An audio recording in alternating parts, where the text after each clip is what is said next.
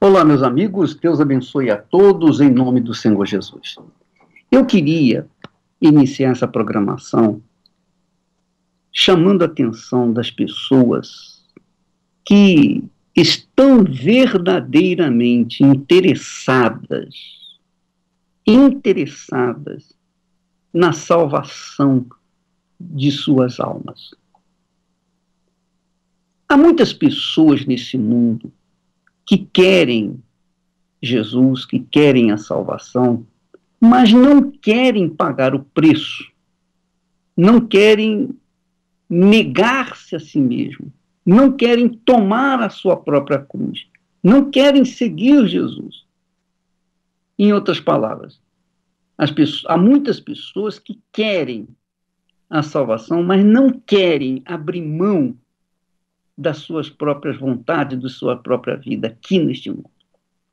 Então, eu quero chamar a atenção daquelas pessoas que querem e estão dispostas a pagar o preço. Por exemplo, neste domingo, nós vamos ter a Santa Ceia. A Santa Ceia vai ter início às 7 horas da manhã, nós vamos ter também às 9h30 da manhã e também ao cair da tarde, às 18 horas. Eu estarei na primeira reunião e na última, 7 horas da manhã e também às 18 horas. Mas o que eu queria falar para você que quer realmente a salvação e que você, obviamente, tem interesse em saber mais de como você pode manter essa salvação. A Bíblia fala, quando Jesus levantou o cálice com o suco de uva, ou com uva, o vinho, ele disse assim: isto é o meu sangue, o sangue da nova aliança. Ele estava falando de uma aliança. E você sabe que não existe aliança sem duas pessoas. Não existe aliança de uma só pessoa. Quer dizer, quando Jesus fala em aliança, ele está falando dele, aliança dele, casamento dele com aquela pessoa ou com aquelas pessoas que querem fazer aliança com ele, que querem se aliar com ele. Nós tivemos no passado antigas alianças. A primeira aliança que nós tivemos, a primeira aliança, aconteceu quando Adão e Eva caíram em tentação. A queda de Adão e Eva obrigou Deus a sacrificar um animal para tirar o seu couro e cobrir a nudez de Adão e Eva. Então é uma espécie de aliança.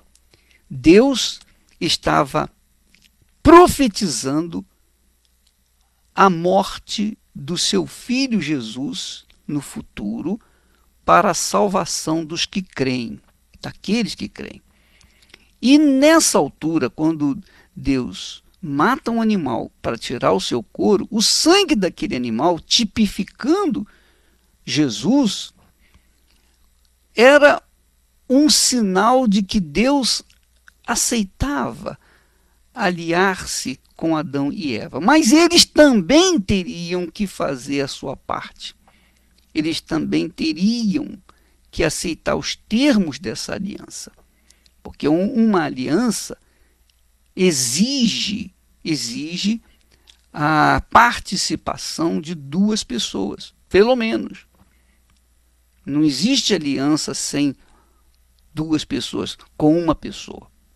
Então, Deus fez aliança com Adão e Eva, mas teve que sacrificar um animal. Não havia morte até aquele tempo, mas com o pecado de Adão e Eva, a morte veio à existência. E Deus teve que sacrificar, teve que matar um animal para cobrir a nudez de Adão e Eva. Eles tinham coberto a sua nudez com folhas de parreira, que é o que o mundo faz hoje. O mundo tenta cobrir a sua nudez, o seu pecado, com a religiosidade, com a prática religiosa. E nós sabemos que a prática religiosa não leva ninguém a lugar nenhum. Nós sabemos que a prática religiosa, como uma folha de parreira, não tem durabilidade, não tem consistência. Então, Adão e Eva tinham na folha de parreira, né, a vestimenta que cobria sua nudez, mas cobria a nudez naquele momento, porque depois eles teriam que arranjar mais folhas de parreira, porque não tem consistência a folha de parreira. É uma coisa frágil. Então, Deus instituiu o sacrifício de um animal, para poder cobrir a nudez de Adão e Eva definitivo, porque seria o couro do animal. E aquele animal, a morte daquele animal, representava que Deus aceitava eles de volta, desde que eles se submetessem às regras daquela aliança. Então, houve um sinal da aliança de Deus com Adão e Eva através daquele sacrifício do animal. Como diz lá o texto em Gênesis 3:21, fez o Senhor Deus vestimenta de peles para Adão e sua mulher e os vestiu. Quer dizer que Deus fez uma aliança com Adão e Eva, mas eles também tinham que aceitar os termos e também sacrificar suas vidas. Nós temos também a aliança que Deus fez com Noé. Quando Noé saiu da arca, o que aconteceu? Apareceu o arco. Hoje eles chamam de arco-íris, mas não tem nada de íris. Era um arco. Não é arco-íris. Íris é o nome de uma deusa e que os antigos adotavam e adoravam. Mas hoje o mundo chama de arco-íris, aquele arco que é colorido, com 7 cores, não é verdade? Deus colocou esse arco com 7 cores nas nuvens e mostrou um sinal da sua aliança com Noé e com a terra. Sim, porque naquele momento Deus jurou nunca mais destruir a terra com água. Lá em Gênesis 9, capítulo 9, versículo 13, diz assim: porém nas nuvens o meu arco será por sinal da aliança entre mim e a terra. A mesma coisa aconteceu na morte do animal que foi morto para cobrir a nudez de Adão e Eva. Quer dizer, o animal foi o sinal, o sangue do animal foi o sinal da aliança com Deus. Deus fez aliança também com Abraão. Quando Deus fez aliança com Abraão, também houve o sinal do sangue dos animais que Abraão tinha matado e colocado separado uma parte da outra. E isso fez com que Deus passasse no meio dessas partes do animal. Você pode ler isso no capítulo 15 de Gênesis. Deus fez também aliança com Israel. Ele fez aliança com os seus servos no passado. E, finalmente, Deus fez aliança com aqueles, ou faz aliança com aqueles que aceitam os termos da aliança que são instituídos por Deus. Então, Deus, obviamente, como a gente casa, você deve entender uma aliança com Deus como um casamento. Quando a gente casa, então nós concordamos entre nós como vai ser a união. Cada parte tem que concordar com a outra parte. Cada parte tem que fazer o seu sacrifício. Você sabe que não existe casamento ou manutenção do casamento sem o sacrifício de ambas as partes. Eu sou casado há 41 anos e nós somos totalmente diferentes um do outro. Esther e eu somos diferentes. Mas, por conta do sacrifício que ela faz e eu faço, ela faz sacrifício por mim e eu faço sacrifício por ela, então nosso casamento já vai para 42 anos de existência. E isso é muito importante. Muito importante. Há um sacrifício de ambas as partes para que haja manutenção desse casamento. A mesma forma, é uma aliança, um casamento. Aliança quer dizer casamento, pacto com Deus, mesma coisa. Então, um pacto com Deus tem que haver essa concordância. Nós temos que concordar com Deus. Nós temos que submetermos a nossa vontade à vontade de Deus. Então, se isso é feito, então há uma aliança entre nós.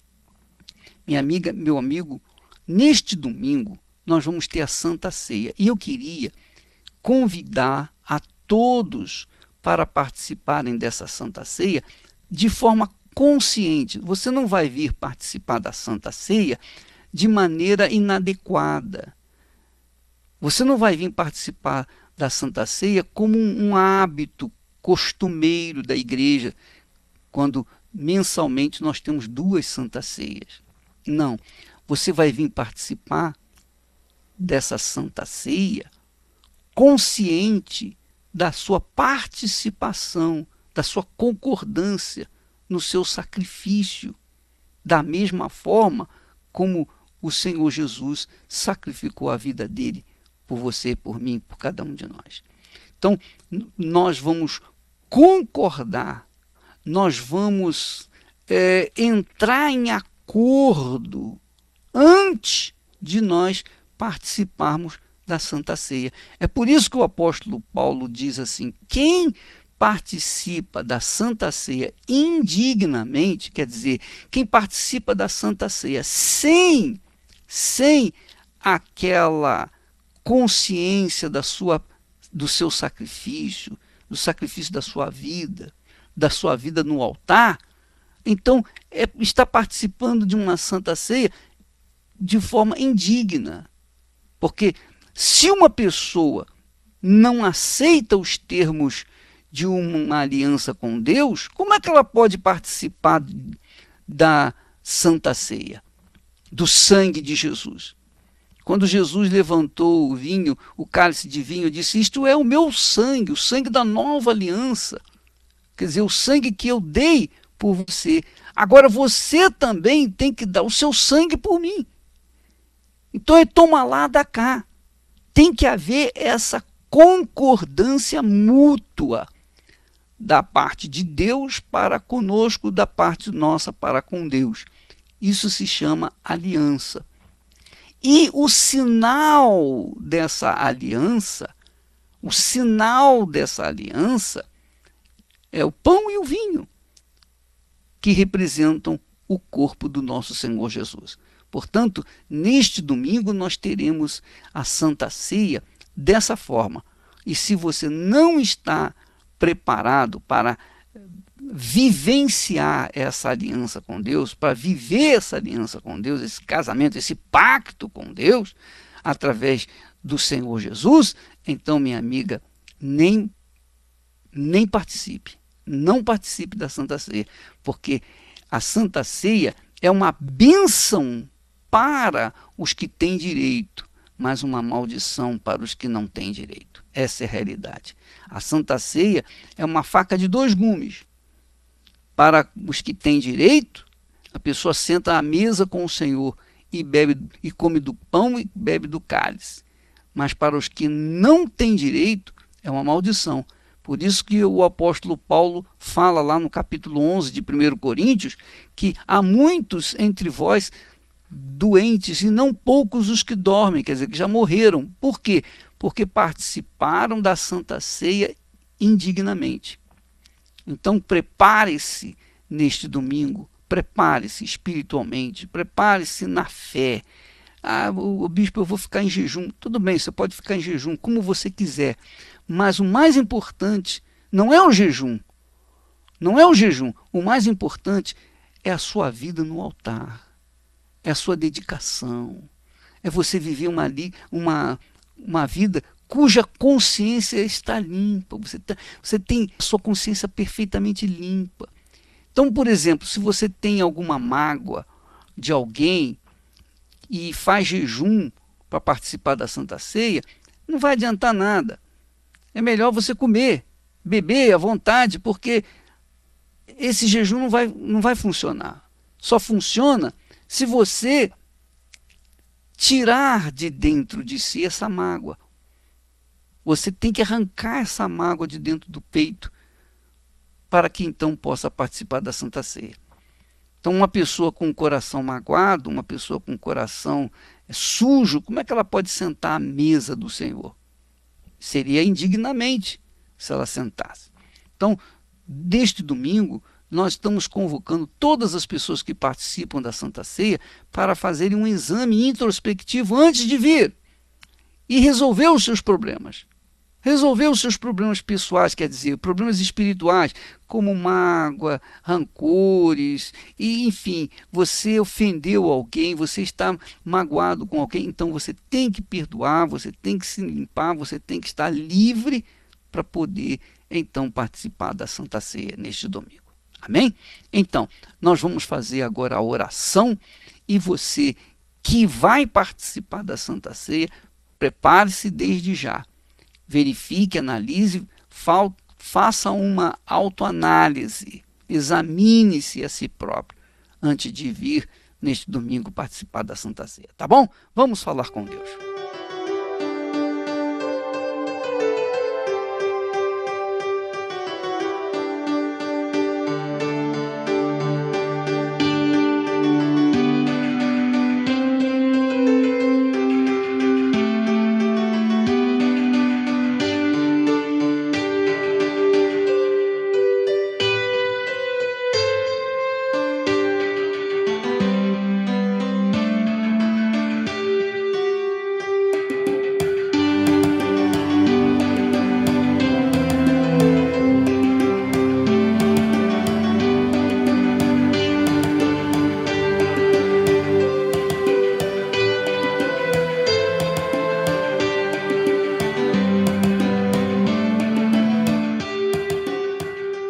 Meu Deus e meu Pai, digno de toda honra e glória e louvor, nós entramos na Tua presença neste momento em favor do Teu povo, em favor dos aflitos, dos feridos, dos que estão cansados, fatigados de tanto sofrimento, de tanta dor, de tanto pranto, mas também em favor daquelas pessoas que têm estado na fé, mas por uma questão de circunstância, se envolveram com brigas, com inimizades, com rancores e mágoas.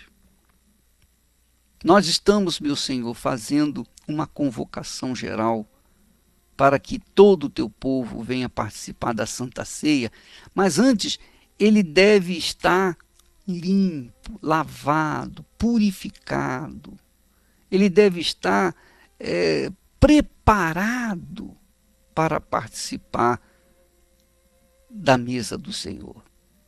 Ninguém pode sentar-se à mesa do Altíssimo e participar do pão do céu, do vinho de Deus, que simboliza o sangue, sem estar lavado, purificado, com a consciência limpa. Então eu te peço, meu Deus, venha trazer a consciência, ou trazer essa consciência de pureza, a fim de poder participar desta mesa neste domingo. E aqueles que estão me ouvindo, venham e que por acaso tenham o coração sujo, venham se eximir dessa situação, venham se lavar, se purificar, venham perdoar e buscar o perdão, para que a Santa Ceia tenha razão de ser na vida delas. Eu quero te pedir pelos dizimistas, os ofertantes, os meus auxiliares do rádio. Eu quero te pedir, meu Pai, sejam eles prósperos, abençoados, sejam eles enriquecidos. Afinal de contas, são os teus filhos, são o teu povo. Por exemplo, o dizimista tem como dízimo um sinal da sua aliança contigo, meu Pai. O dízimo é um sinal da aliança contigo. Então, essa criatura que é dizimista tem testemunha diante de ti de que ela tem uma aliança contigo, uma sociedade contigo, uma parceria contigo. Então, supre a necessidade dela.